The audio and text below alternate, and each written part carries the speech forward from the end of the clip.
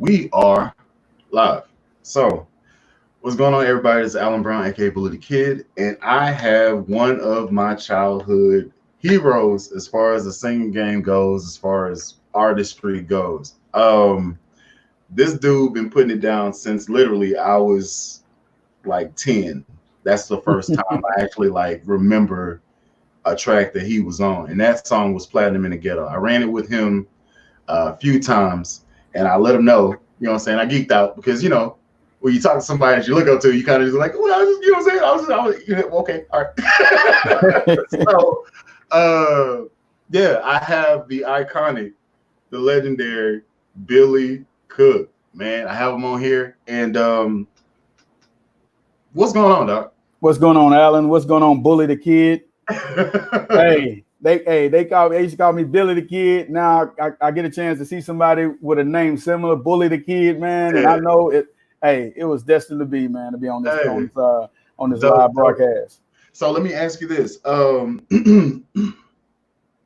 did you find me? How did that whole thing happen? Because I wasn't necessarily looking for you, but you dropped in there, and I was like, Man, I was on Instagram, man. I heard you playing on this song on one of the Swisher House songs. Mm-hmm. And then I heard you play, I think, on another song that I had featured on, and it was, I think it was, if it was A Man Hold Up, I think. Mm-hmm. But I think it was that one, yeah. Yeah, and I was like, hey, this dude is dope. I'm like, it was a new age, old school soul. Because I'm attracted to that. I'll still bring the soul, the hip hop, the old school with the new school right now. And so when I ran across you playing online, I was like, hold up, this dude is playing live, but it's so clean, crisp. We say crisp clean, so it was real clear, crisp clean, so I was like, man, I got to meet this dude. I got to call him. I shot my number. Everybody said they shoot their shot. I shot my number out there to you and say, I hope he calls me and everything, because you reach out to a lot of musicians, and sometimes you got musicians who feel that they're way bigger than other musicians or bigger than other artists, but it's hard to run across humble musicians who are actually really call you back and really give you some feedback. And so when I got that from you, I feel good. It was great. Oh, so you looking at me like like cool, I got a good one, and I'm looking at you like, man, this is really good. I was like, man, hey, all you need is that one, man. And I was like, I feel like, hey, man, I found this dope bass player. And I was like, man, look, I feel like you can play everything. And then when you told me all the instruments, I saw you playing the drums. I started looking through all of your on your Instagram, all of your feed, looking at your videos. And I was like, man, this dude is incredible. And I was like, man, hey, this dude is a truth. I appreciate that, man. I appreciate that. Interesting choice of words with the truth there. May get into that later, but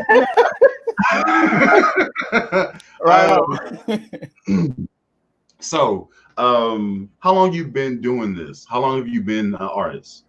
Man, I've been an artist since I was 19, and I'm still 19. No, but I'm in my last year.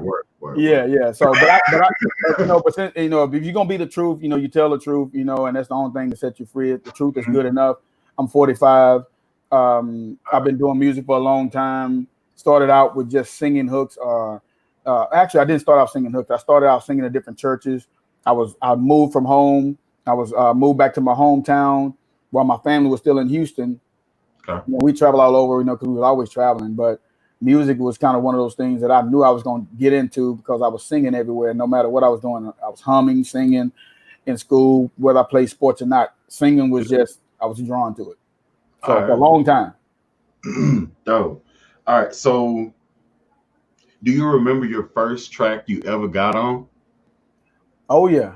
I remember the first track I got on. What was the name of that?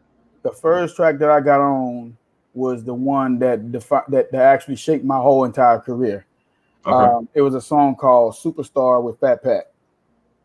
I was on an independent label, an independent major label, which was Rap A Lot at the time. And I was getting ready to, as a matter of fact, I'll take that back. The first record I got on was Big Mike from the Ghetto Boys.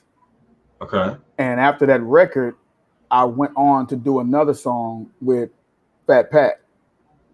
Little did I know that at the time I already started working a job, Mm-hmm. and the song with Big Mike actually came out a month later after I recorded it. Mm-hmm. He was, and the song, and then about 2 months later, about 3 months later after that, I did the song with Fat Pat. Now this was all in the year. I did the song in 90, late 94, Okay. and when it came out in 96. Okay. With the one with Fat Pat, but the one Yeah. with Big Mike album, that album within the first, I'm gonna say 4 or 6 months went gold.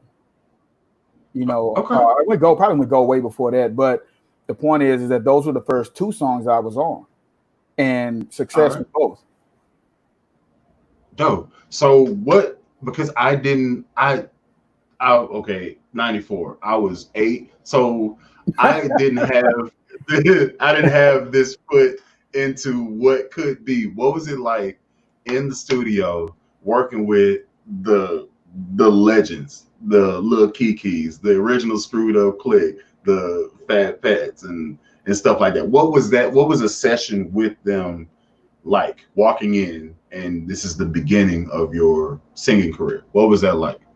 It was kind of normal to a certain degree because I went to school. Kiki and I went to school together. We went to Jones High School, and Okay. and so me knowing him, when I got on records with him, it all felt normal. I wasn't like I was in this immaculate world of success around a Uh-huh. lot of major people, but they had street fame, and I didn't know what that was. I was up from a little country town from Atlanta, Texas. So me being in the city, I had the city in me, I had the country in me. I lived in Dallas, so music was one of those things I just loved to sing. I was already before then singing at different churches with different Yeah. gospel choirs, and like Charles Tyrone and the Community Faith Choir. I was around those guys. I didn't know how big they were. I just thought that they were just a choir at church. So I was, man, I'll be honest with you, I was so green in the music industry coming up.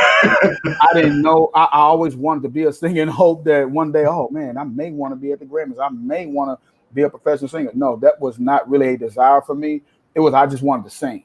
I wanted to be Yeah, heard, and yeah, so I dig that. I also wanted somebody to respect the fact that I could sing, and I because even back Hmm. then I was singing background for a lot of people, and I would always want Hmm. people always drawn to me, but never wanted me to be out front, and I never understood why.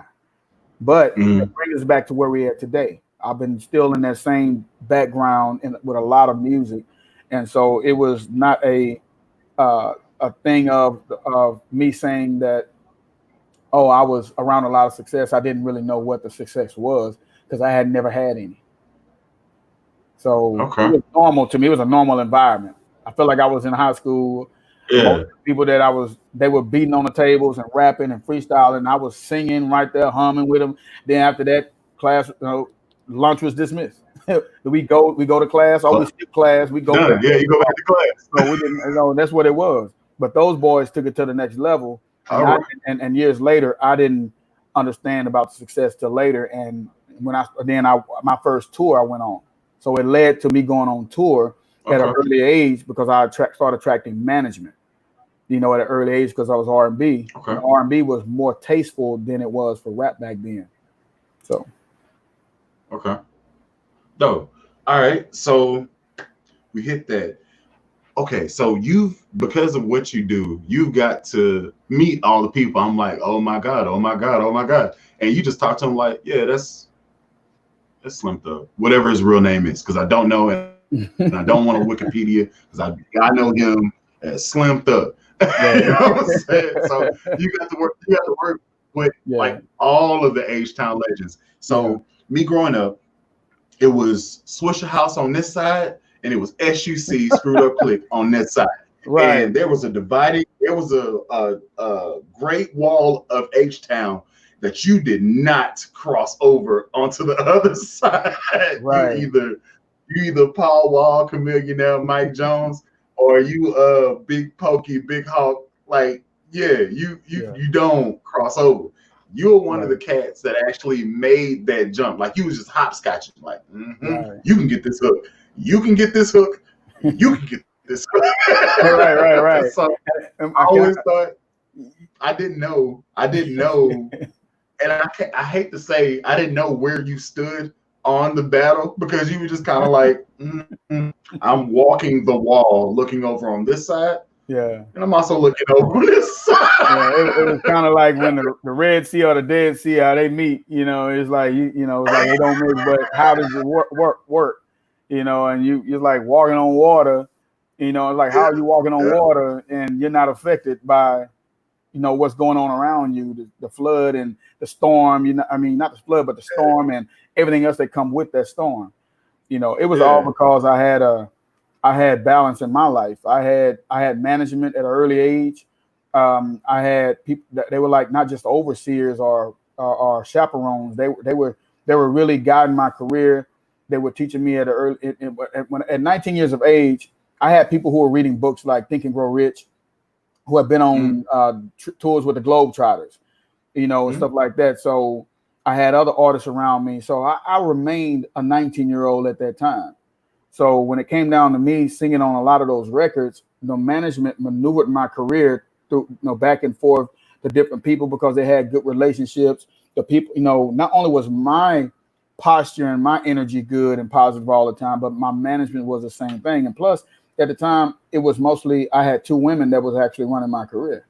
And I think that was another thing that people couldn't access me the way they wanted to or take advantage of me because I had two people that not only did women have to have it so hard and have to prove themselves in the industry, but me as an R&B artist amongst a lot of rappers, I had to pull my load and do my thing, my due diligence as well. So I had to pull my own load. So I had to work extra hard. So I learned what they were doing and I started copying and pasting that into my life and my career. Because it's hard to trace failure, but it's easy to copy success. So hey, come on now, dropping bars. Okay, might have to write that down. All right. Okay, so we hit up a little bit of the background. Let's go to.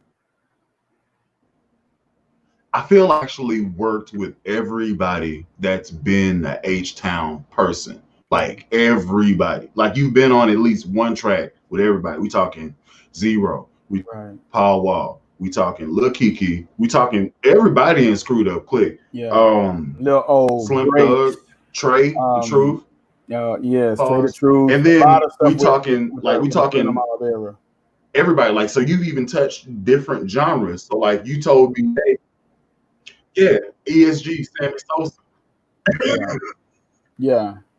A lot of records, so you've even crossed over into different genres. So you told me like the other day you actually did a song with Cupid, like Shuffle down do your thing. That so it's anybody can catch one. Wow, you catch one.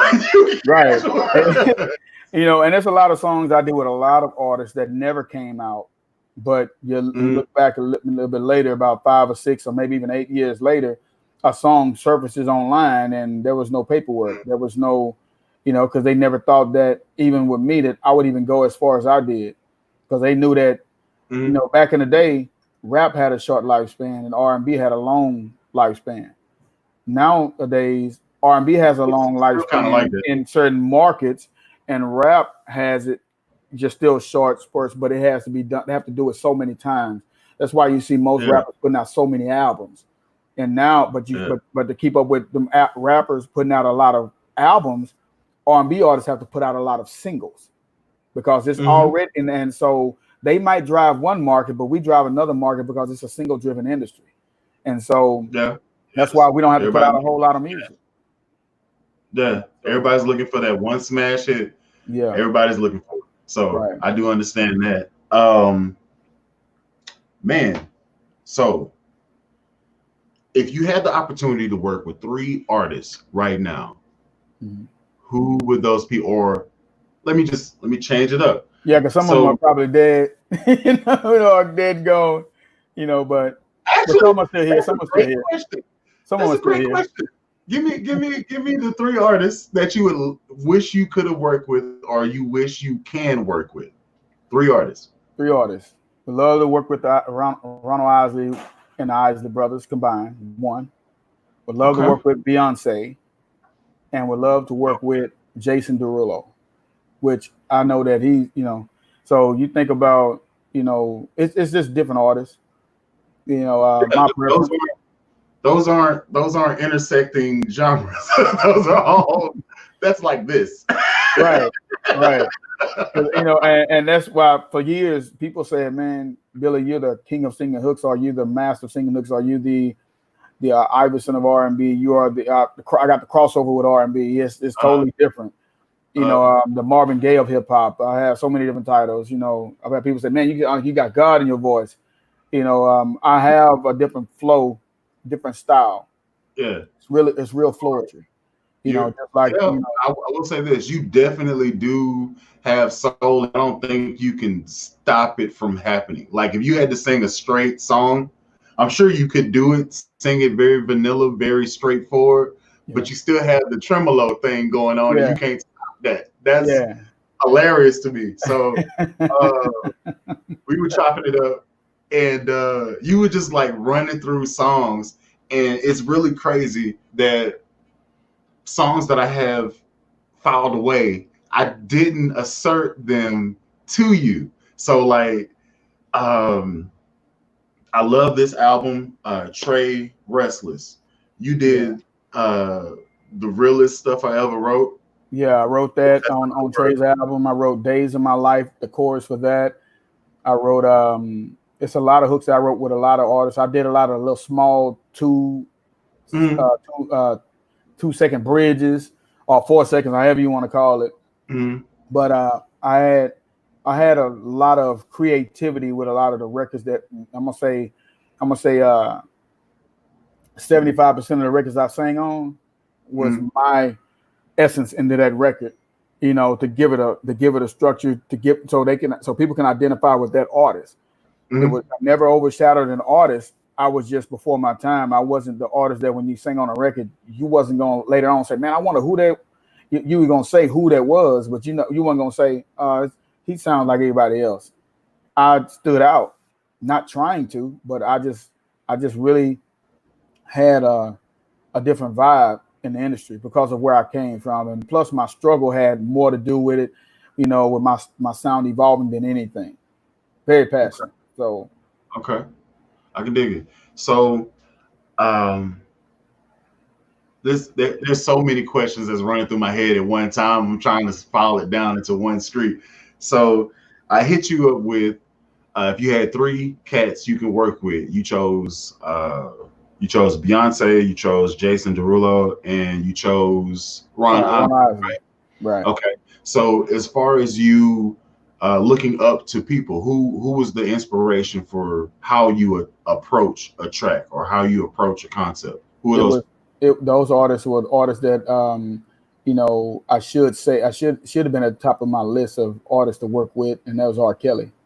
Because he's a genius in music and he had a lot of passion, and most of the stuff he freestyled, he was just kind of random with his flow and style, but it was gumbo. You felt it, and a lot of passion behind his music, and the you think about these artists that are dead and gone. There's a lot of those too I would love to have worked with, but it's only so much time and space and so much space and time to really get things done and accomplished, and so you have to wait for the moment to either have to create the moment or you have to wait for it. That's real. Yeah. So we talking about people that have passed on, you know what I'm saying? You said you work with Fat Pat, and I got his Legend CD, and you on like 6 or 7 tracks on his Legend CD specifically. And I was like, yeah. So I got introduced to you, and it was just like, of course, they never said your name in the track. So for them to know you didn't have a name drop, but I had history with so many other people with the voice and style. And whenever I went out, I say, okay, look, I didn't get my name on the record.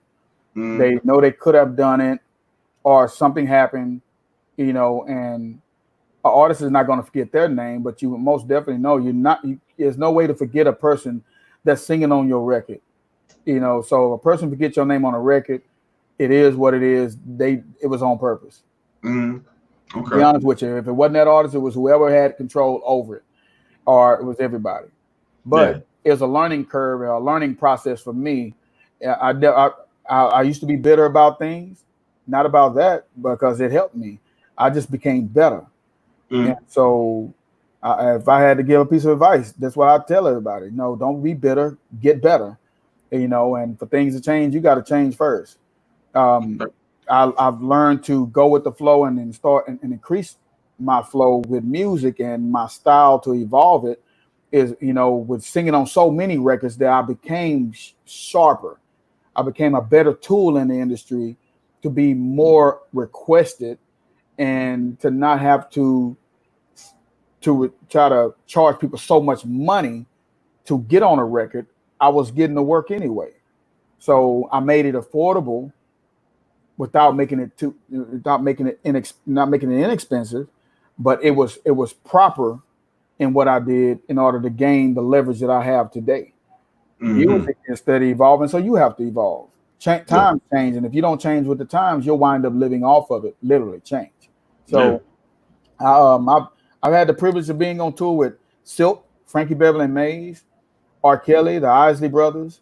I've been on tour with I did openings for the Rolling Stones. I did college tours, with the Franchise Boys, with LaToya Luckett, along with ESG on that same tour. I've had a good run, whether the shows were good and bad. I wrote songs like good and bad shows. It's just coming into my world, my life, that I did a lot, but I did it with intentions to get myself out there. And I have a family, so my thing is I need to do something to leave a legacy for them, regardless of how people do or treat me or don't do what they're supposed to do. I got to make sure I lay the platform for them so they can start where I left off and not where I started. So I believe in people before they believe in themselves. It's like I believe in myself. You ain't got to believe in me, but I believe in me. I can dig that. So from here, moving forward, like how we doing in the climate? You in H-Town right now, right? I'm in H-Town. Okay, so how we doing with the climate as far as social issues and what's all the stuff that's going on in the world? How we doing? There's a lot of pandemic and franticness going on. A lot of people are cautious. A lot of people are going through that, and a lot of people, they're great. Look here, I can tell you this right here. Everybody that's at home, most of them, if they haven't learned or been through what we've been through, they don't understand about being positive. They become social media experts and gurus on like CNN, or like the other news. So it's something that we don't even have to promote, and so we can just, if you're going to promote something anyway, might as well promote something that's positive. So I try to stay away from a lot of negative, but I listen to it. I just don't buy into it, so, and I tell a lot of people this, and then excuse my English, but but bullshit is a bargain. I'm just not trying to buy it, and so with what we got going on with what's going on in the world today, we should be mindful, we should be aware, but not inundated with that, if it makes sense. We don't need to be inundated with that, but we just need to be aware and cautious, take precautions, take the necessary measures and steps, measure 10 times and cut once instead of cutting 10 times because you only measured once. And your life is going to be just like that. You got to be the mechanic, the tool shop expert in your life and your surroundings and what you got going on, and manage the expectations. So me, I'm focused on my music. I'm focused on my new business. I'm focused on new relationships with people, because it forced everybody to be at home, to hone their skills and craft, and have a home-based business. Hopefully. And do business if they can. Hopefully. So hopefully. And that's what I've been doing. I've been making money from home. Look, we the kings of home-based businesses. We've been at home. I've been people sending me music over. Look, after the first what they call it, when the recession hit back in the day, around 2008 or so, or before that, or what have you. Well, right around that time. I think it was like somewhere in there, yeah. So everybody was like not spending money. They went home. So we started focusing on more about music. CDs, I was selling CDs during the recession. You know, I don't know how I did it, but we did it. I was in a RV, wrapped my face on it. I was state to state, city to city, ran across some people like Brooks and Dunn, country artists, you know, 10 million records on the road. Yeah. But they didn't let nothing stop them. And so I knew right then and there, I wasn't gonna let anything stop me. Music is joy. It's a privilege. It's a gift, you know. And then what you acquire along the way, you just have fun doing it. If I had stopped doing music, I wouldn't have ran across you on Instagram. But how would I run across you on Instagram? Because of technology, which people advance the technology. It's a spinoff. Instagram, I bet you on Instagram, it's owned by Facebook. Twitter, owned by Facebook. Well, by Mark Zuckerberg. It's all owned by the same. It all goes to a pyramid. It's there all you go. That's right. So that brings us to to your next question. You know, I'm here. You know, we this is fun. This is what we do. We evolve. Yeah, you don't know what you can do till you got to do it, and then you get better at it. Right. You know so so behind me playing the cover, man, hold up. Of course, I can't say of course. I got a YouTube channel. Some people don't know me. Depends on where the avenue is. I got a YouTube channel, and some of the stuff I do. What's up, y'all? Is check his YouTube channel out, man. It's gonna be devoted to H-Town. So I was covering. Yeah, so I was covering. You know, I did Ron Isley as a cover. I did, and then I went specifically to Texas. So I did.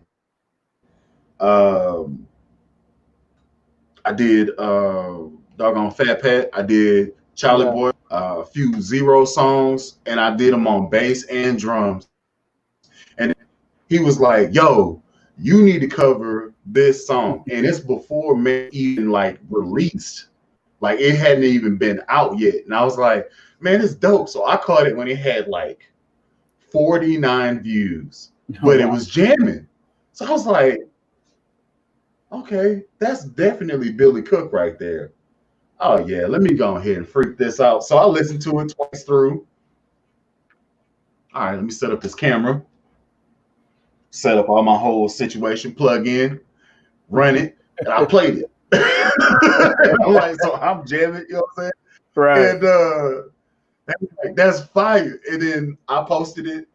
He posted it. I figured out that they doing Screw documentary where this song is supposed to be in. Right. And I'm sitting there like, okay, that's all right. So, okay. I didn't know this was a thing. And now they like hundreds of thousands of views and listens and stuff on YouTube specifically. Just YouTube. I was like, oh, I need to, this is, let me post this to my channel because we get some of that traffic too. So,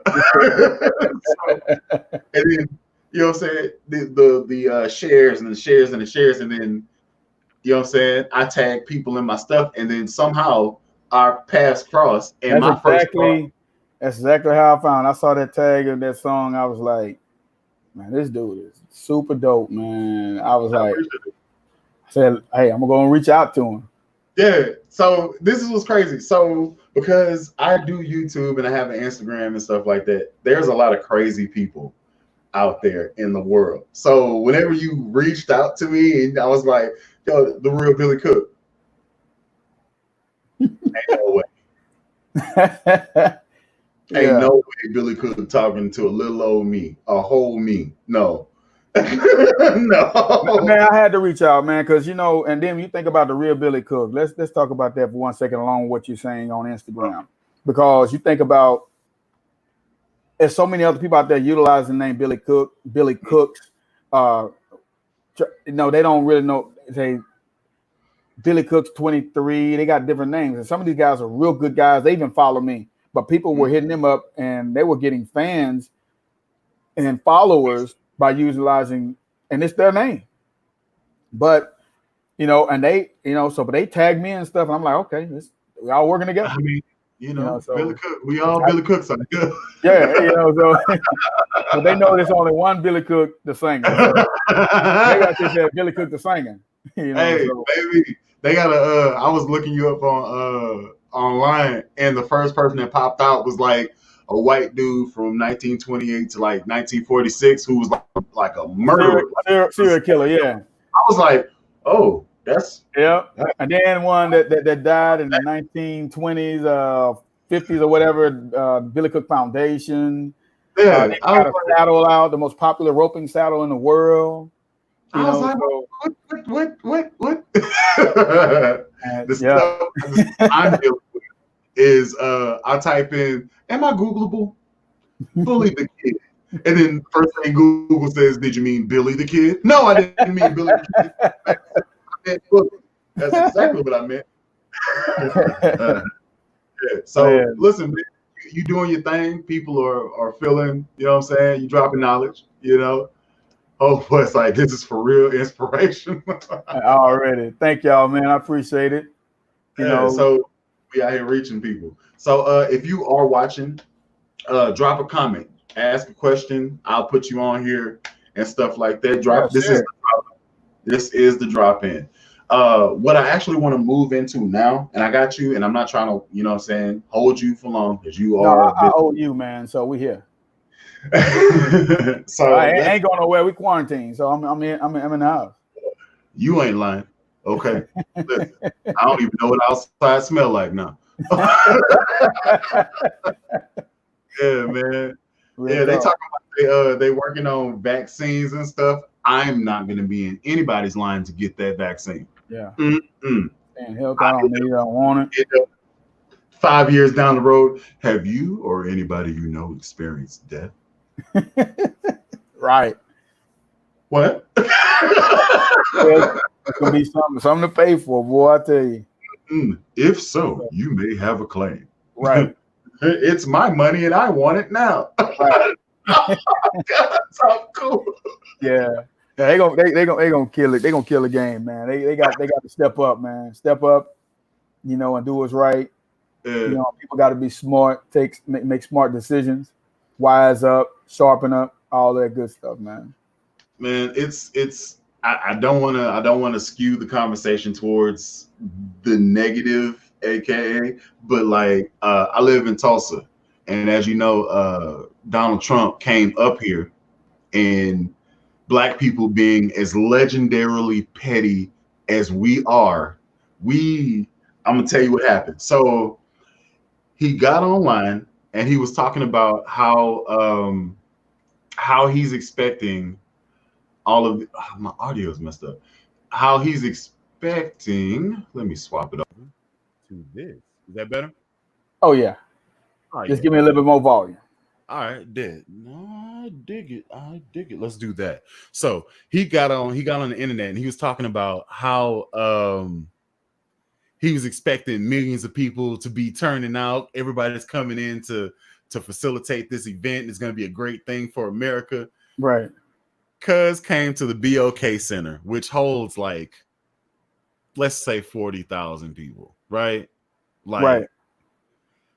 The Wiggles, the childhood TV show, The Wiggles, they sold this place out.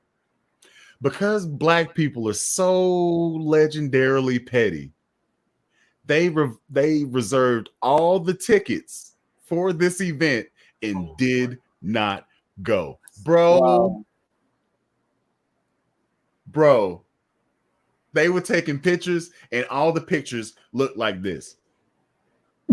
Nobody, there's no background. There's no, because it's all empty, bro. The whole top floor, nothing.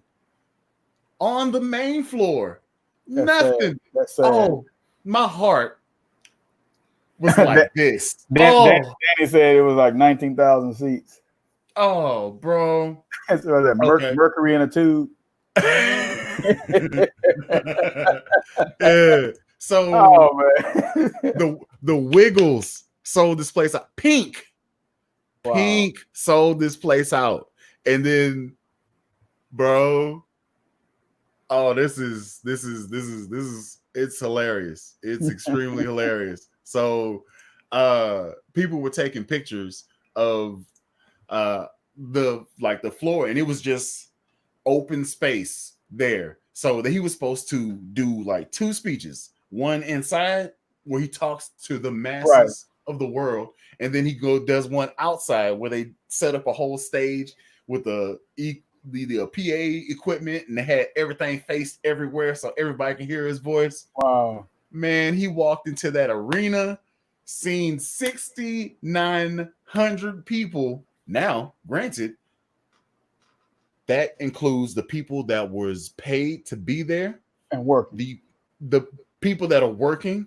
That includes the people they paid to hold signs and like be excited, Right. because they did that as well. That's another funny thing. Wow. That includes all the security, the police officers. 6,900 black people are so wonderfully petty. That's so great. Now, let me say this: H-Town is a legendary area, but I need to say this about Tulsa. Excuse me. Sorry about that. You cool. Tulsa, Oklahoma is a home of Black Wall Street. You ever heard Right. of Black Wall Oh Street? yeah, most definitely. Follow it. Okay, cool. So the whole thing behind Black Wall Street is this: in 1921, there was a riot where Black Wall Street it's called Greenwood, like it's a whole street, Greenwood. Right. They had markets, banks, everything to be self-sustainable by themselves, and it's all black people. It was a community that was ran by black people. Well, you take the money out of circulation from the other side of the tracks. The other side of the tracks sees all this money that's not going to them, and these people who you've been oppressing have created their own system of regulations and barter systems, and they're an up and coming community by themselves. They burned the whole situation down. Man. And it's never recovered. The reason why people know about it right now is because there's a public that ran the fire, because it's the news, but they never indicted anybody on it. So they burnt the whole system that black people have created to be self-sustaining, because how it will work is you can't go into white restaurants, you can't shop at white places, you got to take liquor. And black people was like, well, fine, we don't need you at all. So they started doing their own thing. And white people were like, but you do need us, and we're going to tear all this stuff down. This is exactly what they did. And so we have in Tulsa, it's like right next to downtown. We have an area as a monument to what Black Wall Street was. Right. So I said all that to say he came here and he was going to do his whole rally on Juneteenth. So the Rona canceled life. So they canceled Juneteenth. So everybody, like, they started to open up the world again. Of course, everything's open in Texas, lightweight. So they started to open the world again. That, all right, outside is open now. They didn't restart Juneteenth. They instead said Donald Trump's rally is going to be on Juneteenth. We immediately tow stuff. Oh, no. You're not about to bring that here. No, not at all. Why this city? So I think that was the spur for all the pettiness that came thereafter. So they were like, oh, we catching a whole bunch of flack. That's cool. Let's just move it to Saturday. And then, okay, you can have your day, black people. And then I'll have Trump rally here. And we were like, not here. Everybody, share. Get your seats. Reserve your seats. People were in New York City reserving seats, knowing they weren't going to be there. Absolutely. Black people. Oh, listen. When black people come together to cancel something, they good at it too. Oh, hey man, Black Twitter is real. Yeah, it's real. Oh my gosh. And it feels so good because I'm petty.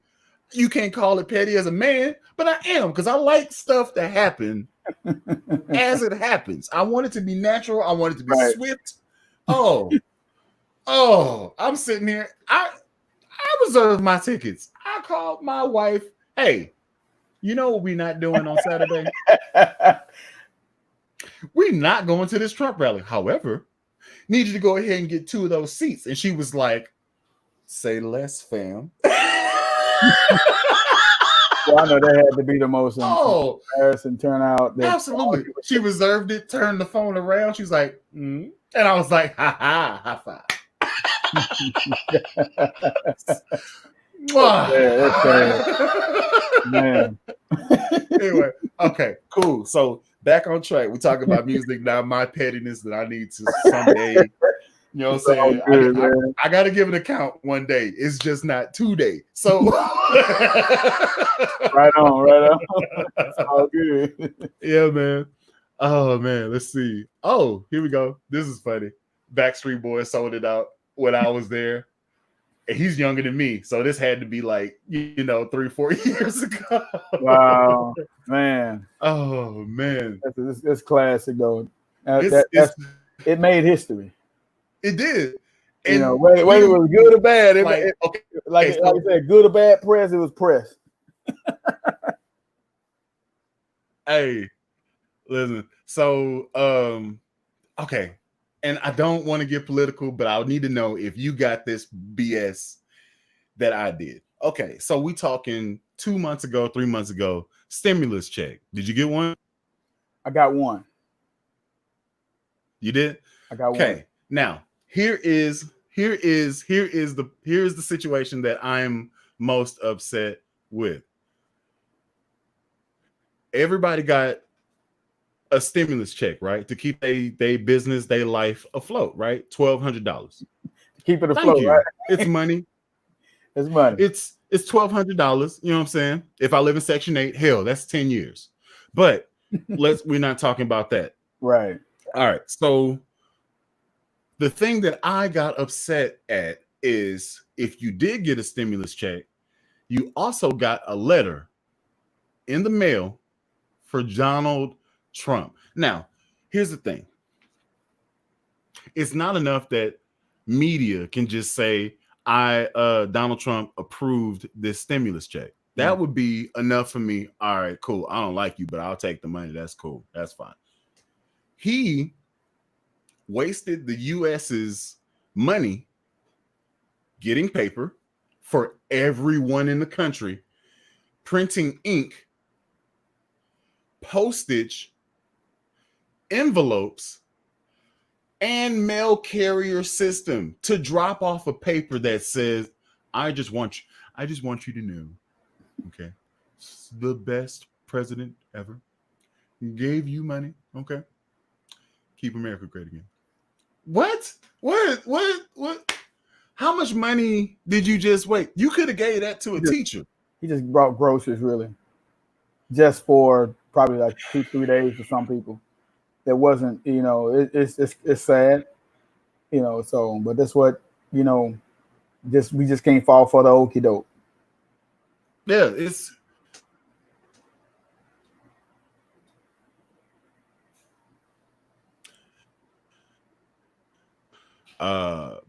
Black Lives Matter, and I'll probably be taken down off of YouTube because I said that phrase.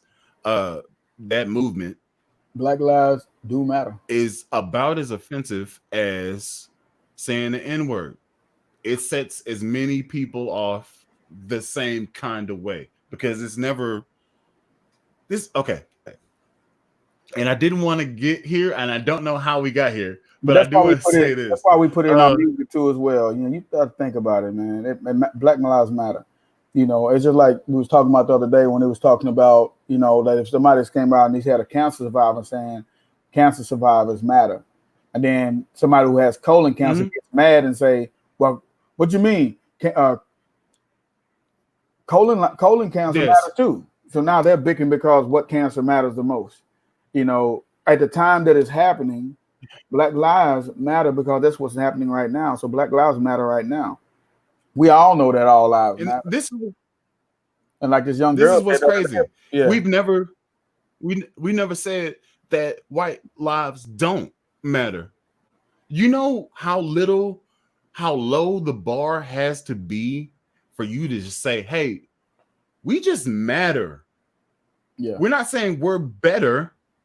We're not saying we're worse. We Just matter too. exist. Yeah. We exist, yo. And this is at the Think very about the Think very about lowest. this. Do you remember when they said blue lives matter back in the day? Here's But the thing, though. But guess where it stemmed from? Because what was going on How? with Black lives. Man, but here's the thing. You weren't born blue. You made a choice to be blue. You made a like you went to training, quote unquote, training to become a police officer. Yes, you do matter, but it isn't the same struggle by far. It's not even remotely. Let me ask you a question. You know, when they Yeah. go out to become to protect and to serve, protect and to serve, what are they protecting and serving? Supposed to be protecting lives, right? But the very lives that they were taking were the ones that looked like you and I. They serving L's. They serving hot L's for the low. That's right. Straight up. So now that's where, you know, when you get back and when you bring that up, the first thing that I hear is, well, about black on black crime. That's what I hear. See, those are all feelings that they you know, when you're trying to cover up something, you know, you're trying to paint over what's so I have this conversation with a lot of my friends.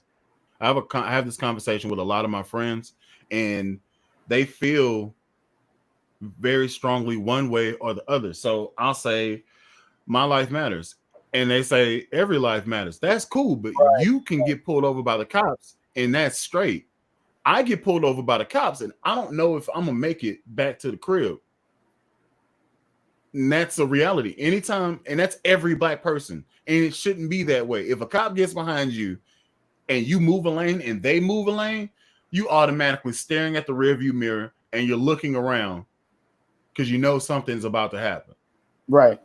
You know, so I understand, and that's why we are where we at today. You know, like Granderson says, in my opinion, cops murder everyone regardless of race, and that is true.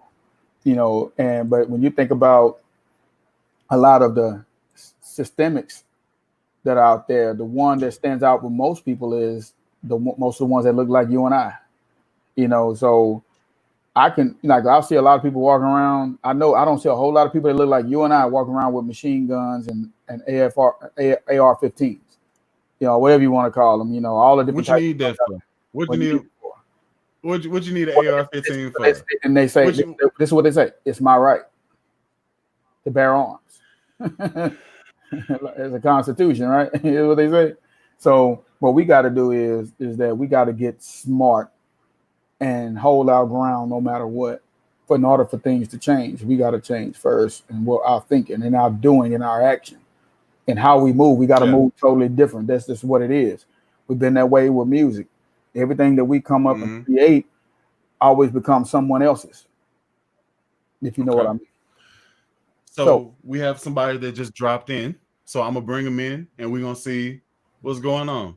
Hey, how y'all doing? How's it going, Doc? What's going on? What's going on, Doc? What's going on, man? I appreciate you sending me the link, man. As always, you know, I've always supported your music, man. You know, as we've been kids and stuff like that, man. And you I always told you, man, you're supposed to be at a higher level. But one thing about God, man, He's saving the best for last. You know, that's real, man. Thank you so much for that. Hey, man, you know, it ain't nothing but love on my end, man. That's it, man. So Pastor, I assume y'all know each other. Yeah. So where do you serve at, Pastor? Well, right now I'm in Stafford, and my church is Flowing Water Church of Deliverance. Okay. So I have Sunday service on Zoom in the mornings, and I Okay. just got done with the service, and my brother sent me the link. So I say, well, hey man, I got to chime in and see what's going on. Dope, dope. We got to support one another, man. That's what we Absolutely. fall short at. We don't support each other enough. Right. Yes, indeed. So, this is in Houston, or is this church you go to, Billy? No, he's a great friend of mine. We've been knowing each other for a long time, and we're at different churches, but we're still, we still fellowship, friends, and and we're currently right now working on a new business together. We're just working everything out right now with a host of other people. So we're all just supporting each other. That's 100% true. Yeah, we support each other. That's what we're doing. Definitely, man. Cool. All right. Definitely. I appreciate you dropping in. Not many people actually did the drop in. I have the invite link in my description and stuff. Nobody did it until you dropped in. I was like, all right, Pastor. Let's see. Hey, moving and shakers. So as we are living this new normal, how has your church? You said you do the Zoom thing. So how have you adapted to the times? Well, right now? I mean, at first, God hasn't, as a, me doing the ministry, I don't have a church building at the moment, but so I used to do it, people would chime in on their phones and stuff like that. And then, me and my wife found out about the Zoom. So we say, one thing about it, we have to understand is that we are the church, and the building we go to is just a building. So what God has done, God has closed a lot of these mega churches down, because a lot of times you'll be in those churches and people not really fully worshiping God like they're supposed to. Mm-hmm. So God has shut it down. So now he's opened up the network. So now that's what everybody's doing, networking now, which is a good thing, because what's going on right now, you have to worry about, I don't have to put a mask on to talk to you, through social media, which is a good thing. So it's been going good, and I'm loving the Zoom. I mean, it gives people opportunity to chime in. If you don't want to chime in, hey, it's a button that you can hit and you can exit the room. But if you want to chime in and hear God's word, that's a blessing as well, man. So it's been, and it's my second Sunday actually doing it, and I've had multiple people chiming in, man. So it's a blessing. That's awesome, man. Congratulations on that. Yeah, thank you, man. Yes, sir. Dope. Well, we all have roots that's in the top. That you're a pastor. Billy sings like he's in the choir, he's a bishop. I tell him all the time, he's a bishop. Hey, his new name is Bishop Billy Cook. Christ, that's my yeah. Oh. BBC. Hey, look, call him BBC. BBC. It don't sound bad. It don't sound bad. You know what I'm saying? It don't sound bad at all. Oh, don't. Please don't call him that. Please don't call him that. That's a whole different acronym. I know, right? Yeah, man. Hey, little one. My roots are Church of God in Christ. That's me. Okay. That's why I came from a Church of God in Christ. That's right. East Texas. That's why I came from. That's cute. Yeah. Wow. Yeah, I'm Koji. So that's my main. Yes, exactly. The the first ecclesiastical jurisdiction. Okay. All right. So Bishop, shout out to Bishop C.L. Bryant. You know what I'm saying? Okay. Absolutely. Okay. Yes. Shout out to Bishop C.L. Bryant. Yeah. So I need to ask what happens now? Like, where do you go as far as music goes? We're talking. How do you deal with coming events? Like everything that's happening now. What's the next step? Where do you go from here? Me or Pastor? No, you the music. You the musician. Heard me? Did I drop out? Well, the thing about it is I'm planning on dropping a new album I think I may called have dropped out. Mr. So Iconic. Can you hear me?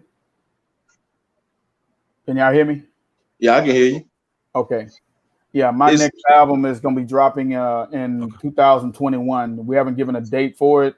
I was going to drop in 2020, but that's 2020 is the year of change, whether it be good or bad, or whether it be something that catapults you until a year after that.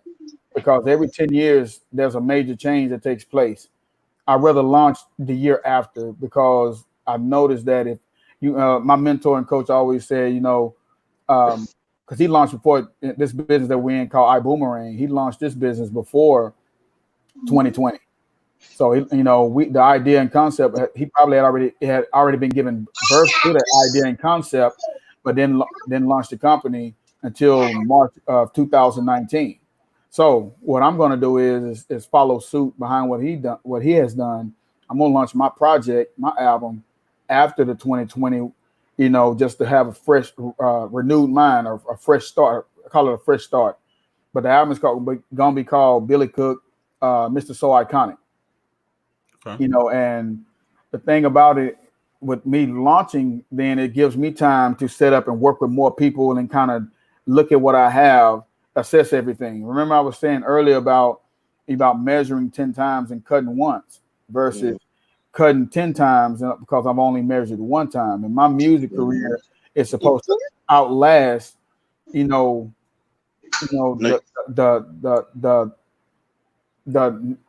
abnormal.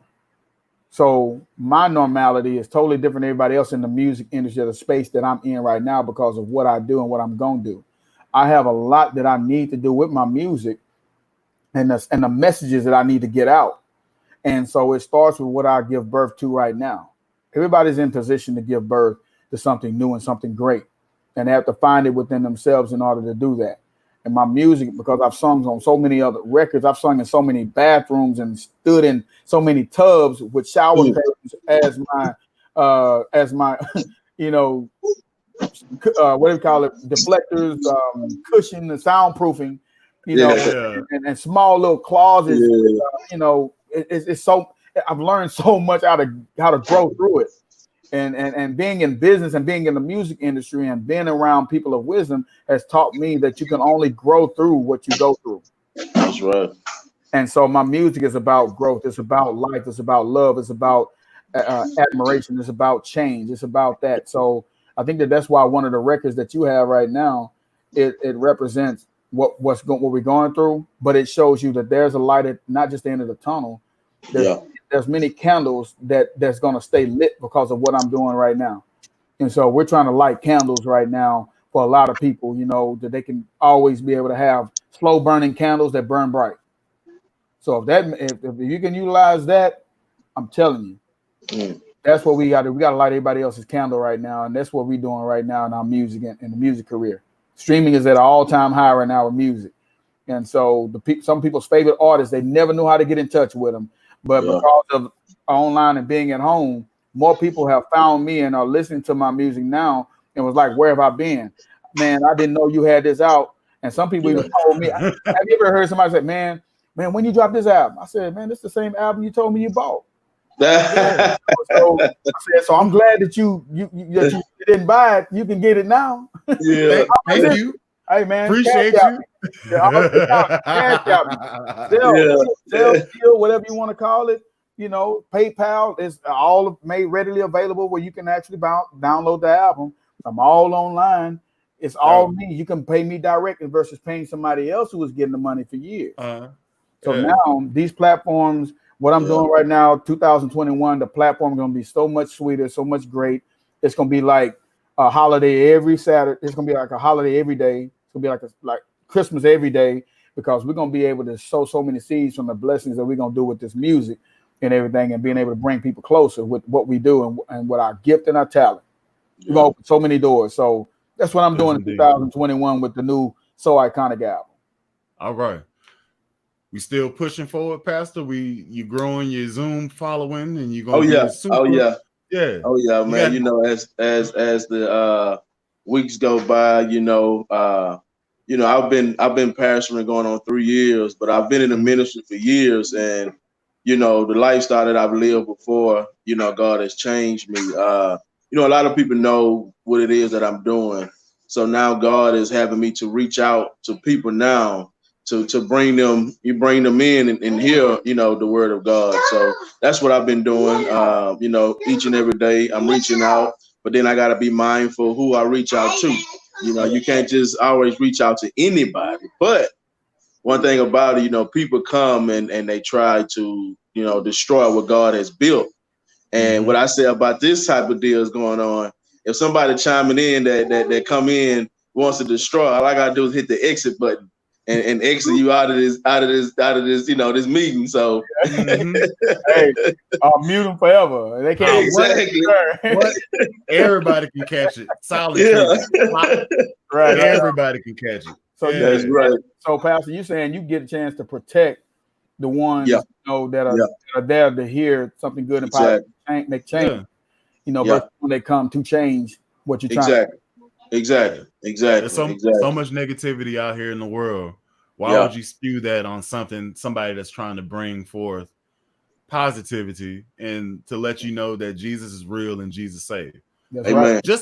I'm just a nobody trying to tell somebody, about somebody. That's right.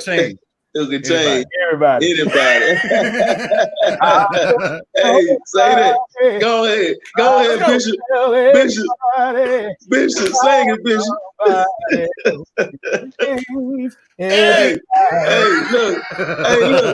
look. Mark my words, man. If not before this year or next year, you know how we had BB King? We're gonna have BBC. I'm telling you, BBC, man, is on the way.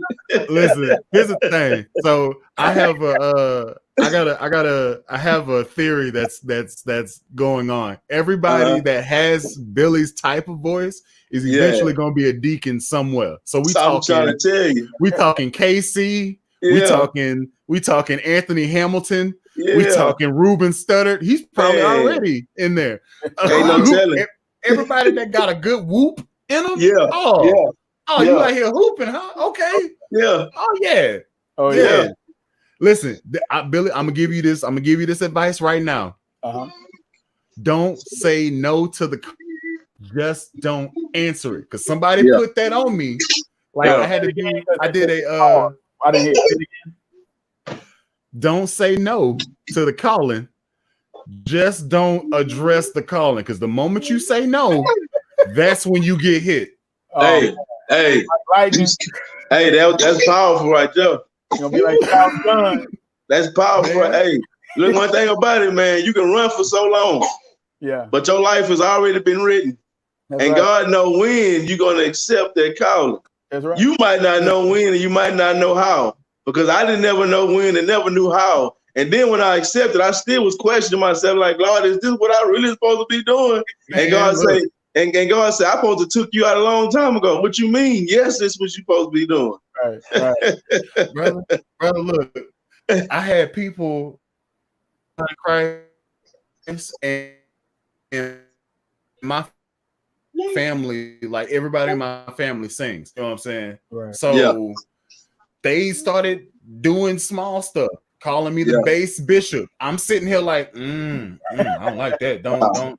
Wow. Then it was like, you gonna be in the ministry because your mama was an evangelist missionary, your aunt's an evangelist missionary, your uncle's a pastor, you had another uncle that was a pastor. Wow. You gonna be there. I'm sitting there, I'm like, when God tells me, that's when I'll know. You not God, so I'm just gonna go ahead and go over here. See, God already told you. You just gotta turn your hearing aid up. You gotta turn your hearing aid up a little louder. Yeah, you gotta really incline that ear, huh? Go ahead and mute this guy, because I don't need, if I don't hear it, I'm not held responsible for anything. I don't need you coming at me directly. That's with me. Next thing you know, they're gonna say, hey, if you know better, you can do better, right? Oh, listen. Okay, listen. The good preacher talk. I don't like that. Look, I'm gonna shut up. Look, right. I just threw the keys away. Hey, man. Hey, Look, don't say I ain't told you so. That's all I can say. You didn't open that door. Yeah. This is not where I wanted this conversation to go. Okay. All right. Hey, but you know what though? When you think about, and that's why I was telling you, the song that we did called the song that you just played on for me, the one we're gonna debut today. That song there talks about some of the stuff what we're talking about, what the world was going through, and I told you how it just touched my soul, just the way the bass played. It's like in the pit of your stomach, man. I'm telling you, it's like when you hear this song, hold on. That's a lot of people out there talking about. Now I just want to address some issues in the song, and so that's why that song is different. Okay, so Pastor, we're gonna I appreciate you dropping in. We're gonna go to introduce this song. Stay tuned. It's a great song. I believe it is. Aside from the fact that I played on it, that has nothing to do with the message of the song. It's just me. Yeah. I'm excited. I'm talking to Billy Cook. You know what I'm saying? And now you. This has been fun. This is like a family reunion of sorts. I know, right? So I will definitely get with you. I'm gonna talk to Billy about talking to you about some other stuff. Maybe we can talk about some issues and stuff like that. Get you on here to get your spill. Hey, we definitely can do that, man. We definitely can do that, and I appreciate the invite. Yes, sir. What's going on? Welcome, my brother. Today. Yes, sir. Let's go ahead and drop the song. You ready? Let's do it. All right. So the name of this song is "Hold On." This is a Billy Cook original, and this is the first song that I got to actually play on. So I'm featuring him singing. So I'm featuring you on the song. Thing. So you on the song. So you're featuring you. So because it's just me and you on the song. Dope. So yeah. So let's get into it. You ready? Oh yeah, let's get into it. Oh, all right. And I forgot that I have it connected to my phone. So I clicked on the screen. And it's produced by Cartel Sons. Track produced by Cartel Sons from France. And featuring Bully the Kid on the song. Yeah. Cartel Sons. That's who produced the track. With Bully the Kid on the bass and Billy Cook on the vocals. Written by Kizzo. This is the Kizzo Entertainment. This is the debut. Here we go.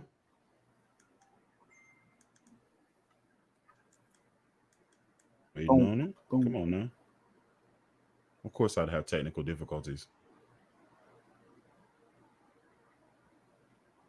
Will you play? Jeez. Why are you not playing? Did I mess up something?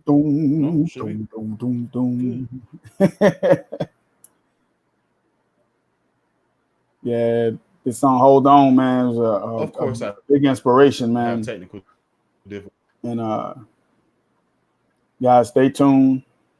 This is going to be something serious. So make sure you get the word out. Share the link right now, so everybody can.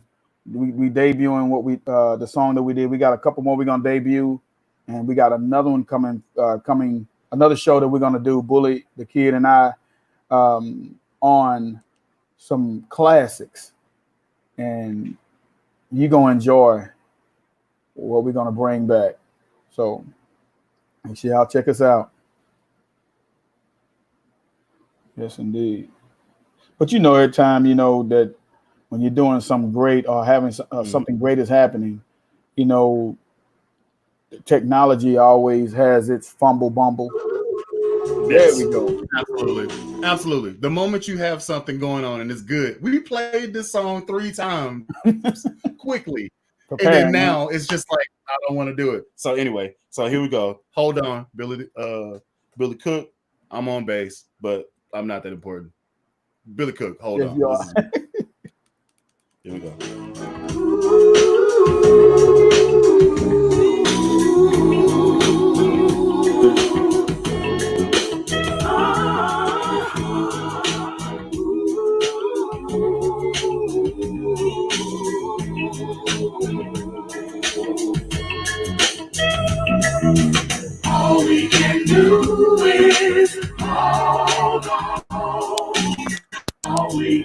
do is hold on. All we can do is hold on. All we can do is a long time without today. I had to apologize on behalf of the human race. The other crying and fighting and dying every day. I had to apologize for breaking his heart this way. See, they got guns and the guns just because they were not even saved in the church to search and try to find the signs to lead us. All we can do is hold on. All we can do is hold on.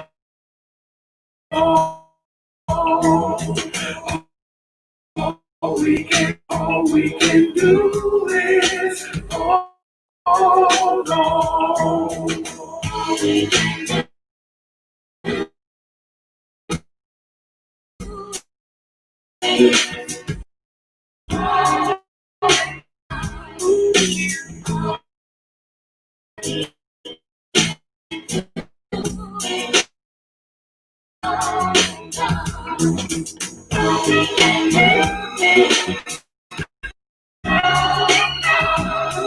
There's a rain in my window pane and I haven't tried.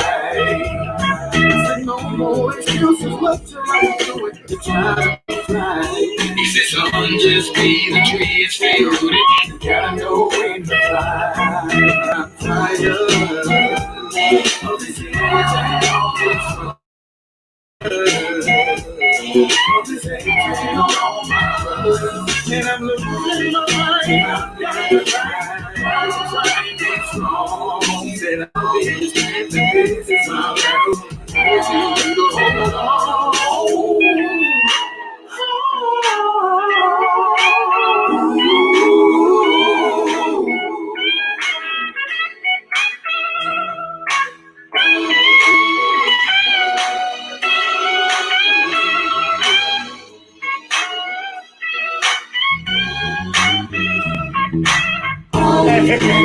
Let's go.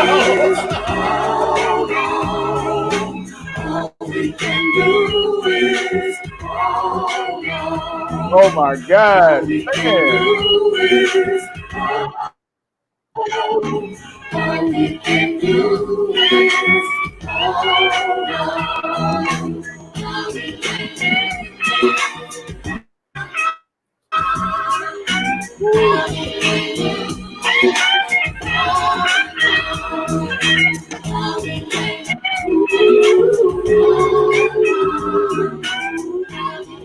Jams, man.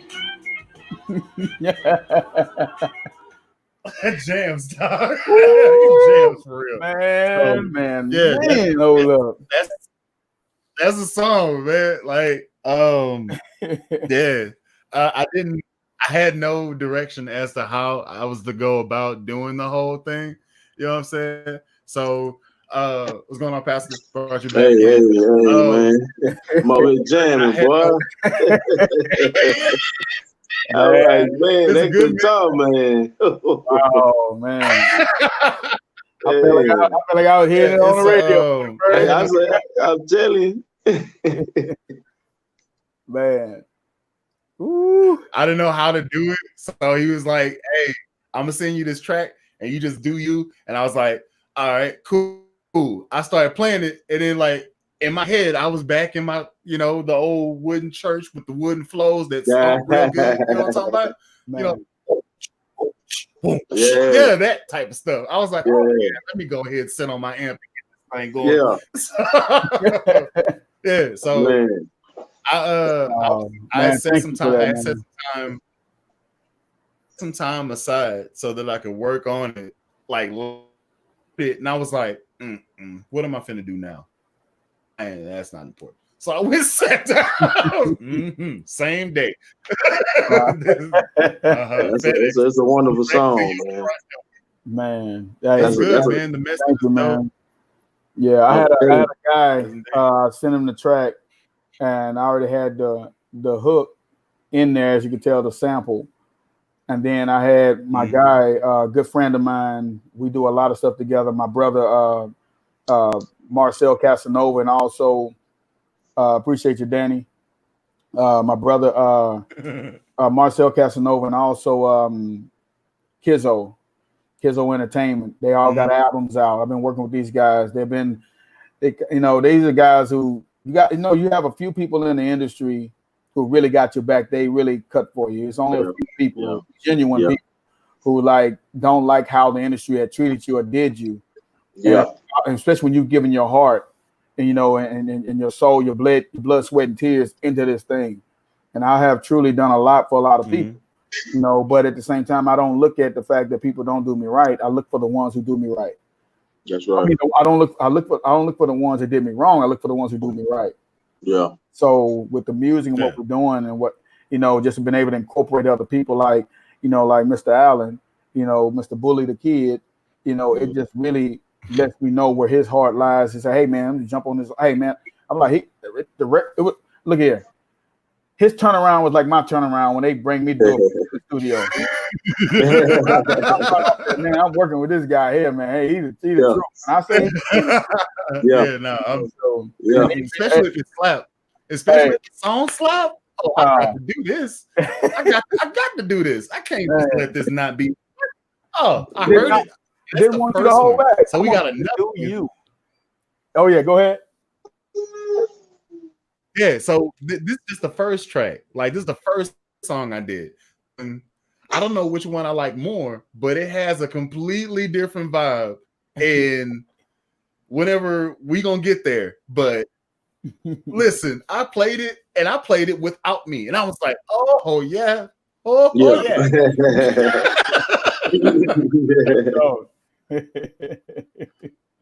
All right, so I'm about to add in somebody into the stream. About to add somebody into the stream. My man, Danny, what's going on, man? Hey, what's up, man? What's going on, Doc? Hey, what's that? Good.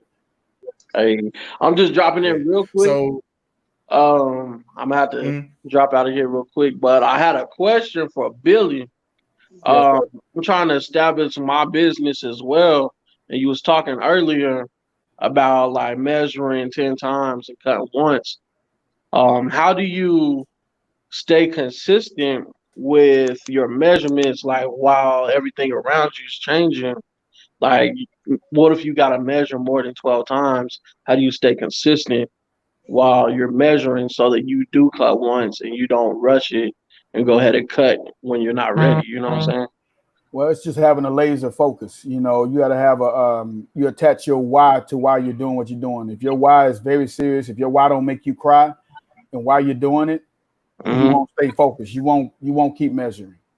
You're looking for the quick way out, and there's never going to be the shortcut. Is, in other words, there's the quickest way to success is being able to get around other people who have your best interest. If you got a craft that you're working on, keep working on it. But in the meantime, while you're working on that, find something else, or have a mentor and a coach in what you're doing. They have accountability partners who are going to keep you on top of on what you're doing. Because if you have to rely on you, sometimes you're cutting or you're not cutting, but you're measuring. You got to have somebody who say, "Hey, look, you need to stay focused on this. I see you drifting." A lot of people drift. Like people who take stuff to the pawn shop all the time, we call them drifters. It's called outwitting the devil. So it's those who do not have their own mind, who do not stay focused on the task that's at hand. You got to continue to keep focusing on what it is, your goals and your dreams. You got to write them down. You got to put them all over your wall. You got to put them you walk in your bathroom on your mirror. You got to have them written down in your journal. You got to have it in your phone as a screensaver. Whatever your goal is, that's what you're doing. That's measuring everything around you. And then that's how you control your space. Because if you don't focus on your goals and your dreams, you'll wind up working with somebody else and building theirs. Yeah, that's real. That's real. That Yeah, part.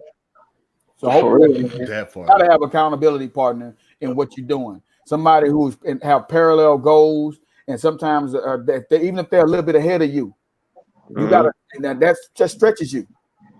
You don't want nobody that's around you that's always negative, that don't never ever, that don't never tell you when you're wrong, and they're saying, "Oh man, I cut, man, that's right." No, you can't have yes people around you who just gonna agree with everything that you do and saying just because they want to be in your corner.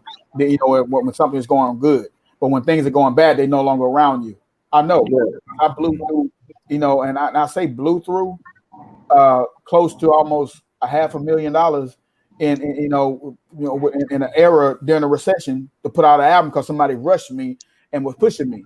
Is it their fault or mine?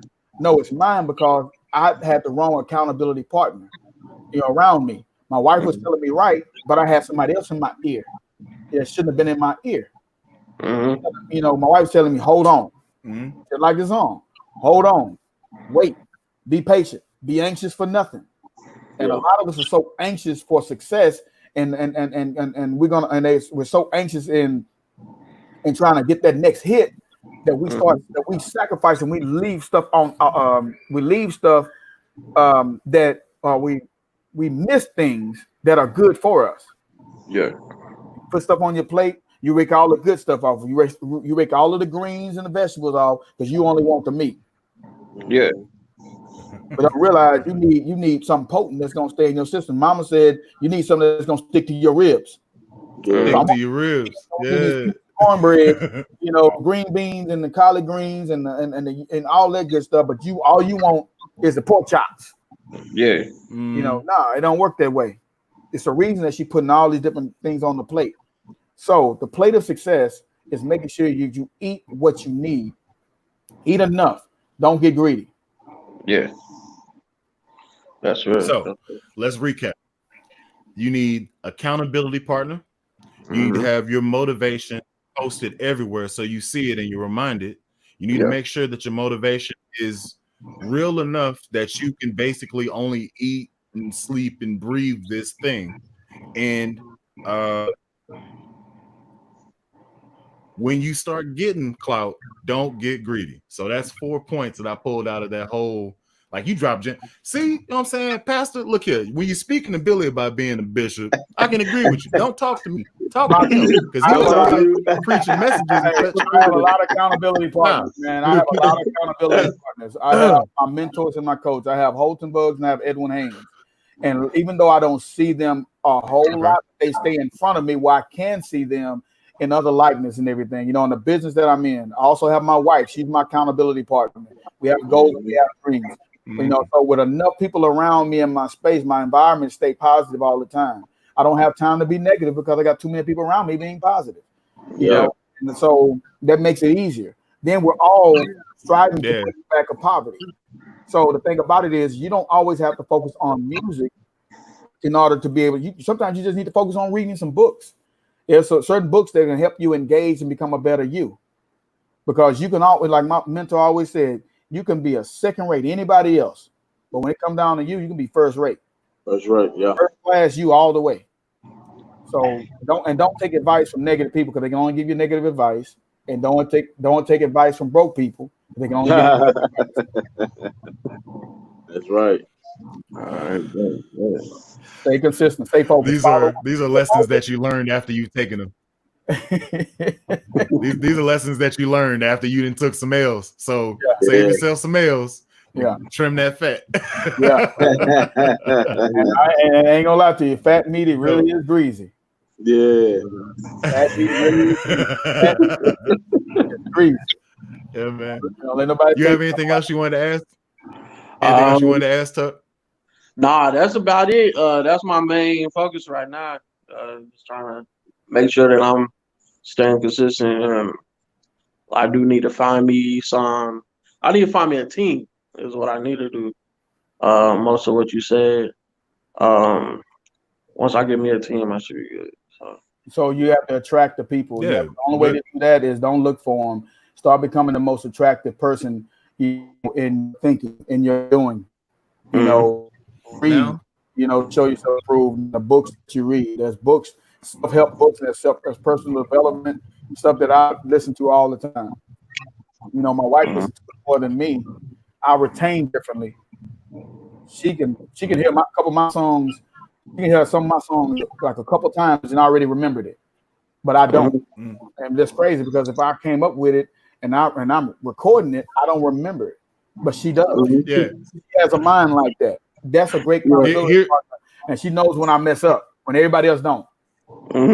So here's the thing. So me and Tuck are like, I guess we're in a group called Prodigal People, right? So he sings, he raps, I sing, I rap, if you want to call it that.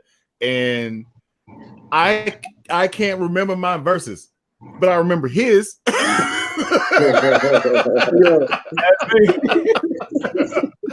I'm like, yeah, that song jam. Wait a minute, that's me. Where is that? I have that written down somewhere. That's written down somewhere. I know it is. So we about to perform, and I gotta listen to the song real quick so I can get what I gotta say back. I just wanted to drop that little laughter track in there. Tuck, appreciate you dropping in, man. Appreciate it. Yeah, appreciate you, man. Yeah, take it easy. Nice meeting y'all. All right, man. Nice meeting you too, man. All right, man. That's my dude, man. That's my homeboy. He's my pastor. Oh, yeah. So, you know what I'm saying? That's my dog. So I told him I was gonna be doing this live thing with Billy, and he was like, oh, what you mean shut up? He's like, ain't no way you talk to Billy Cook. And I was like, screenshot Billy Cook SUC, and I sent it to him, and he's like, you was on the phone for like 30 minutes. I was like, yes, and I got a track that's coming out with him. He was like, you're lying. I was like, no, I'm not. I told you, the living legend. I'm telling you. It is, man. Yeah. He says so iconic, but he actually is an icon. He's humble. He's humble though. He's humble, man. He's very humble, and that's what's gonna take him even further by being humble, man. You can see it in his eyes. You can see it in his spirit, man. The way he carries himself. People look at him as, man, this is Billy Cook, and he might look at, okay, I'm Billy Cook. And that's a blessing. That's how we should be, man. One thing about Jesus knew who he was, but he didn't boast and brag about who he was.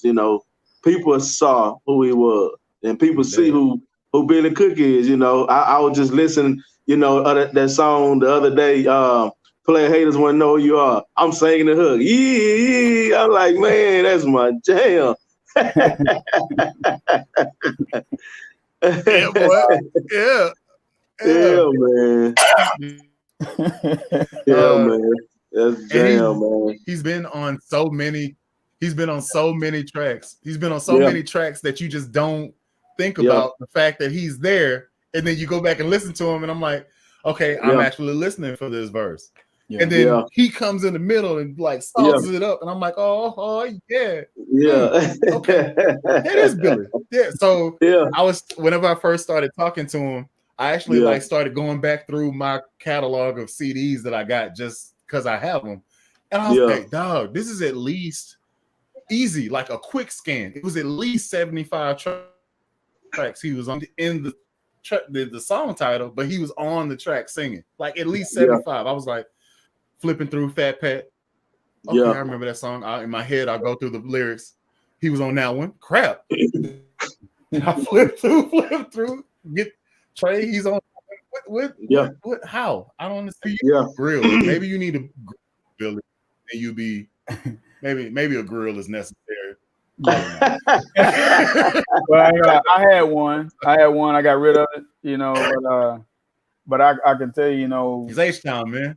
How I got to where I'm at was because of first of all God, and my wife been there in my corner since day one. Yeah. If it wasn't for her, I wouldn't be where I'm at. Because she stayed prayed up all the time. She's always maneuvering, always thinking, and it's a lot of people that came in my corner come and go. They came and go. Like boxing, you're very lucky if you keep the same train. You still, so been winning. The L's that I've taken has been learning L's. I've failed differently. I used to fail backwards. Now I fail forward because I understand why I'm failing, and I learn from that so that I can bounce back. And listen to something about 3-4 years ago by a young man named Les Brown. He said, if you fall, make sure you fall on your back, because if you can look up, you can get up. So I was turned on to the personal development and stuff like that to kind of keep me focused and looking straight ahead was because of the environment that I was around. I was around an environment of successful, worthy candidates, people who had a great mindset and a head on their shoulders, and who were focused, and they had and they've been in the industry, the network marketing industry, and they came and got money in that industry and said, we're gonna go back and do what we go back to the music industry, but they never really came back because they was making so much money. So I knew that there's something I couldn't get away from. I couldn't get away from the music industry, but I also have been so addicted to the network marketing industry to where like that's my only way I can see. That's the only way I can see myself getting out. Not away from the music, but doing it differently. I'm being shaped. I'm being groomed right now. There's more platforms being created for me in the industry that I'm in. And so I really think, what I'm doing right now, a lot of people quit, and a lot of the businesses that I was in along the way, wasn't that the businesses didn't work. They just didn't work. Yeah. So the music is allowing me to evolve as I grow. And I'll be honest with you, my music has grown and has evolved. My singing has changed. It's because of the people I hang around and what I listen to and read on a daily basis. Yeah. So some tell you I'm getting better because I listen to music. No, a lot of these artists have gotten better because they listen to other artists, how they're doing, and what are some of the tricks. They ask questions, and that's the only thing that answers can't hide from is questions. I learned that from my son-in-law. So we can get where we need to get to. We just got to stay focused. Look straight ahead. That's right. Hold on. Hold on. So what you got? Hold on. Yeah. So what was the other song? So, what other song did let's get into this. I Need Space. I mean, listen, I'm just gonna throw this out here. I'm gonna throw this out here for somebody who ain't accepted the call. You sure can go on a whole motive. Man, I'm telling you, he ain't gonna run too long. Hey, I'm gonna tell y'all something, man.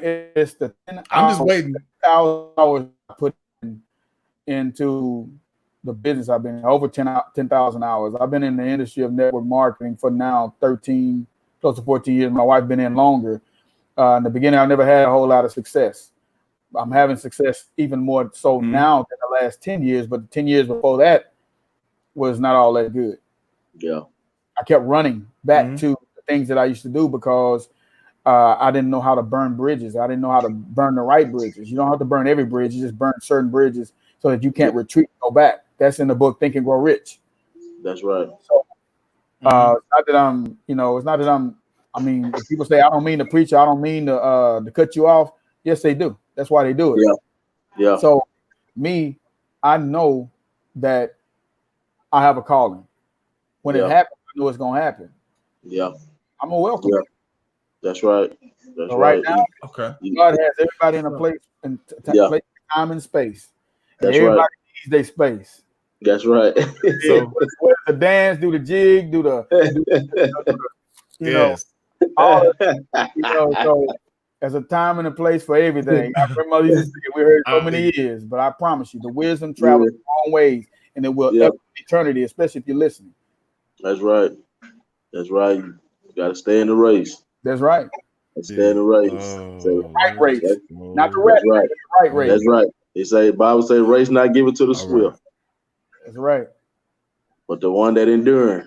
That's right. So you just keep on enduring, man. Oh yeah. Listen here, you about to go on into it?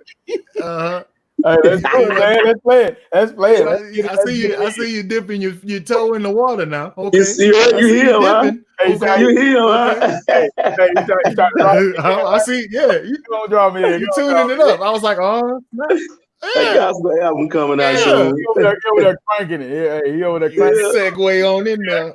Yeah. Segue on in there. Yeah. They're gonna have me All use words like, "Hey, man, you know how it is in the secular music, you know." Yeah. Oh man. But it's All all right. man. So dig it. This whole track, this is not even a good segue. All I'm just gonna say is this is a different type of vibe than Hold On. It's a feel good track. You could easily I can't say you can work out to it, but it has a very mainstream feel to it, especially when I first played it without me actually putting my bass lines to it. So I'm gonna go ahead and run it, and yeah, Give us a little volume on it. Let's let's make it happen. Yeah. All right, cool. I'm So gonna I'm take gonna my go ahead and mute this, and then go back, and then boom. Let's see. I sure wish you would play because you was just playing. What are you doing? Of course, technical difficulties yet again. This is phenomenal. Play the song, Jesus. Here we go.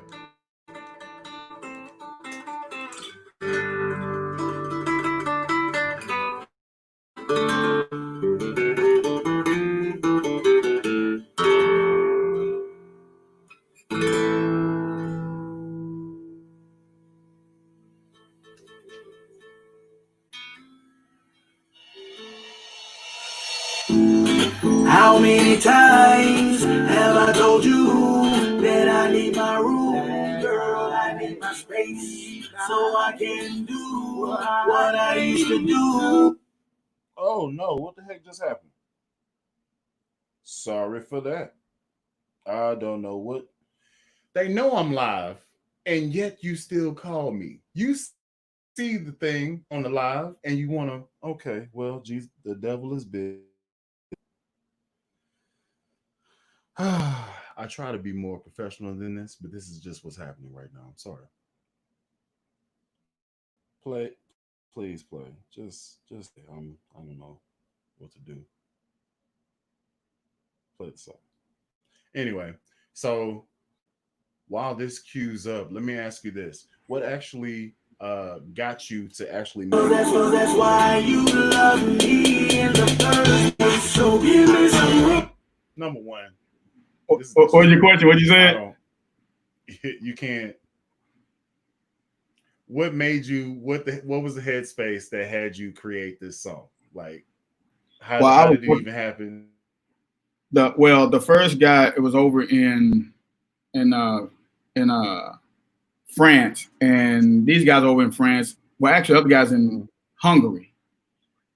France, France, and then this guy's from France. They wrote on the song. He's actually singing in the background with me on this song as well. Green All Day is his name, and this young man was said, "I need you to do something different," and wanted to write something for me because most of the time over the last 20 years, people always say, do you let other writers write for you? And I said, yeah, I just never had anybody think to ask me. They was always write this hook because they knew I was writing a lot of the hooks. So, and that's how that came about with the song. The concept was not my own thoughts, but I just knew that I could rock the song and make it my own. Because no matter if somebody write for me, it's gonna feel like me because I do vocal production.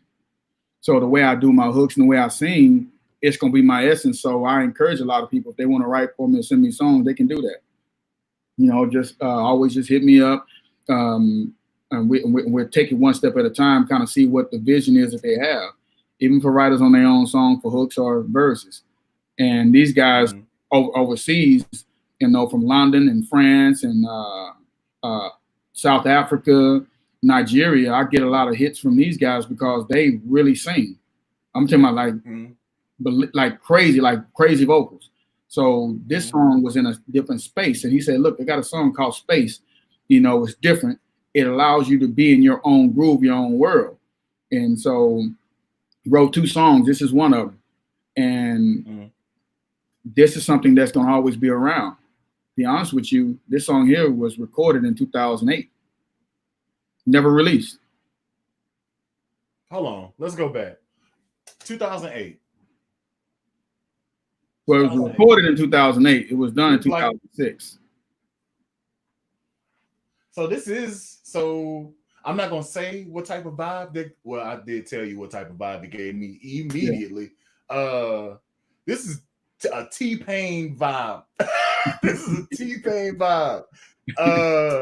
So whenever I heard it, I was like, absolutely. And then this isn't the same type of vein that you normally do. So it was a step out of the ordinary. So yeah. I'm done with it. Let's see if it actually works right now. I'm a southpaw.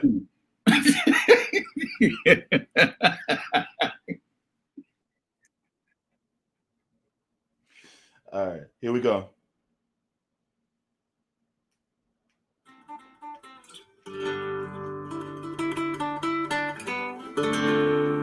I'm just not gonna touch it. I'm not gonna touch it.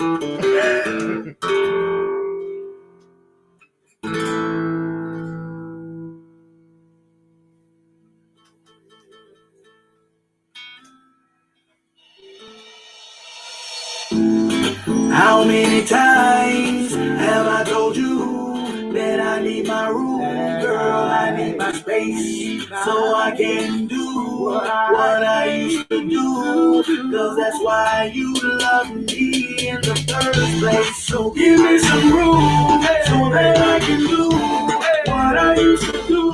Girl, I do it for you. So give me some room so that I can do my thing for you. So give me some room so that I can do what I used to do. Girl, I do it for you. Girl, I do it for you. Girl, I do it for you. You know I do. Tell me how I can get across to you so you can see how I feel. You know that I can always tell the truth. I got to keep it real. And I need it right now. I understand what I'm talking about. I just need for you to give me some room and step back a little and be the one I do. So give me some room so that I can do what I used to do. Girl, I do it for you. So give me some room so that I can do my thing for you.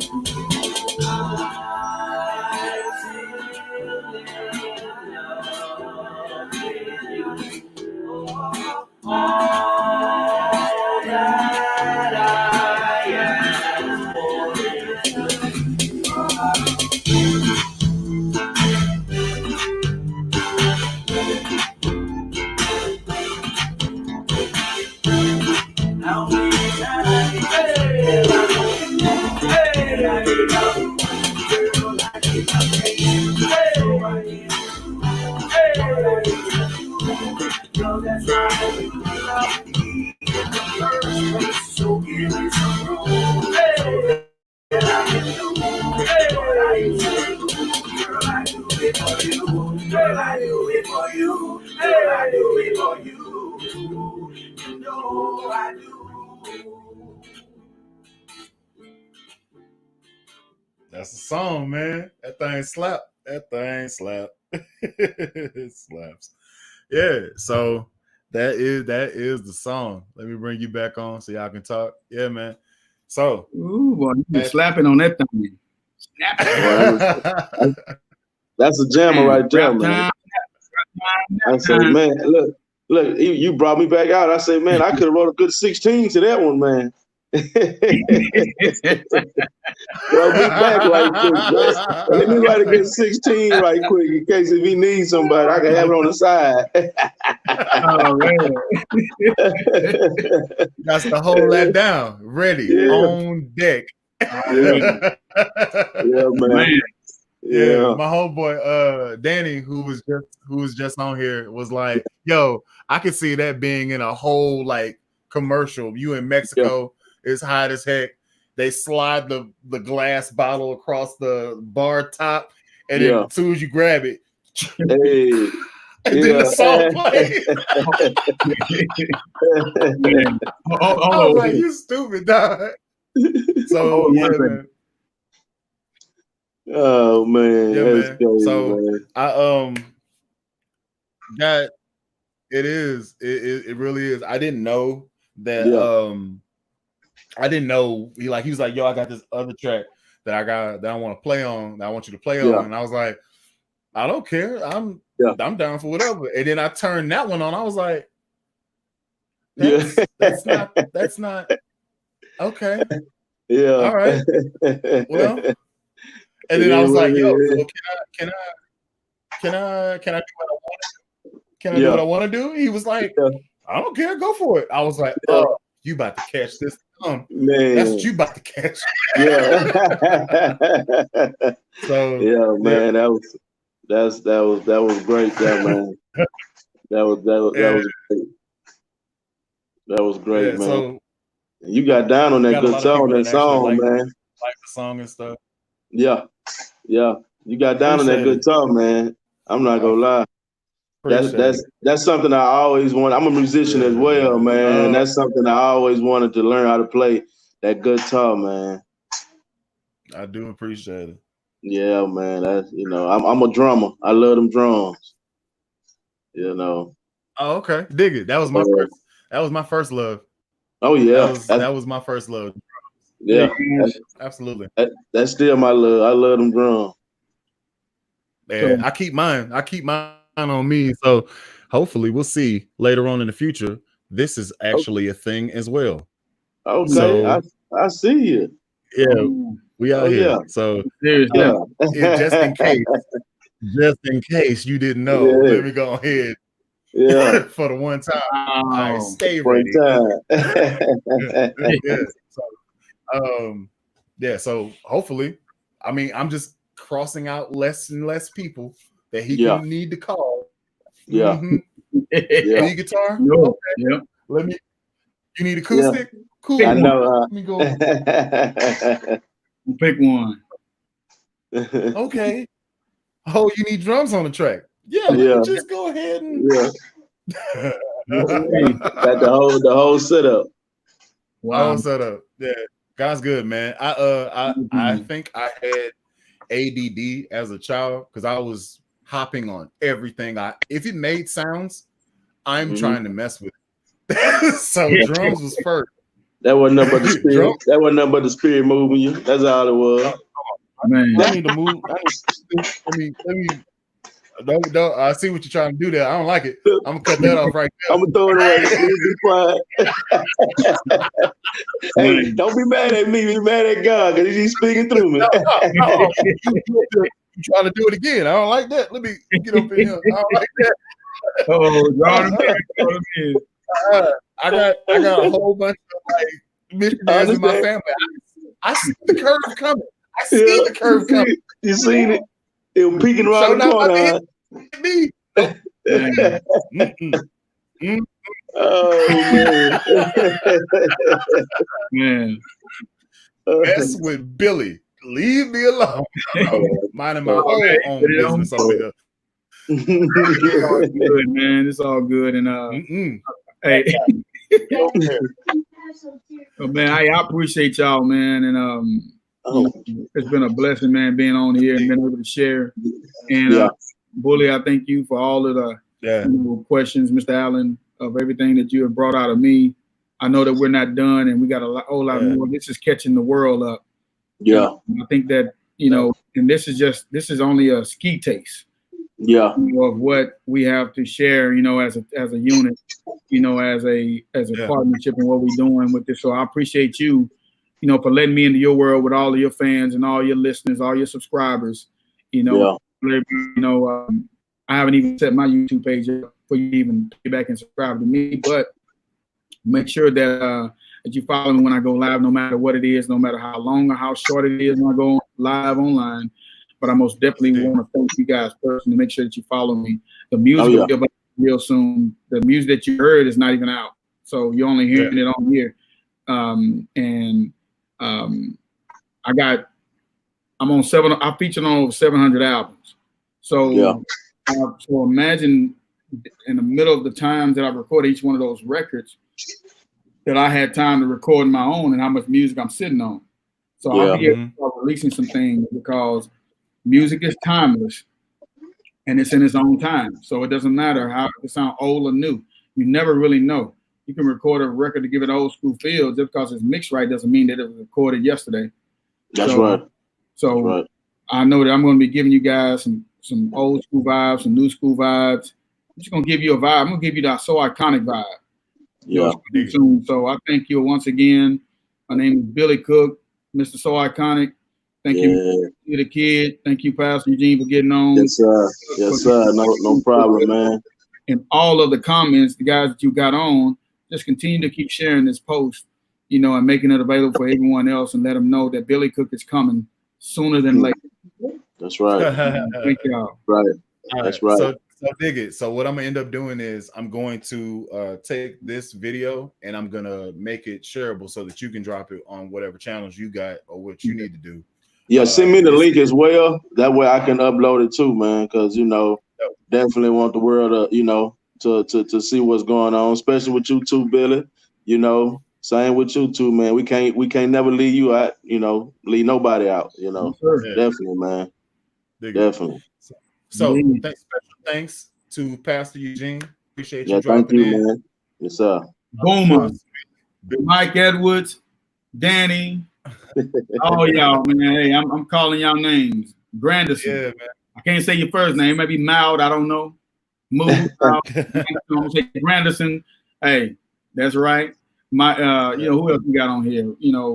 We have Martin Delta. Yep, Martin Delta. All you guys. Chess K, saluting. I know you're saluting Bully, but I'm saluting you too as well.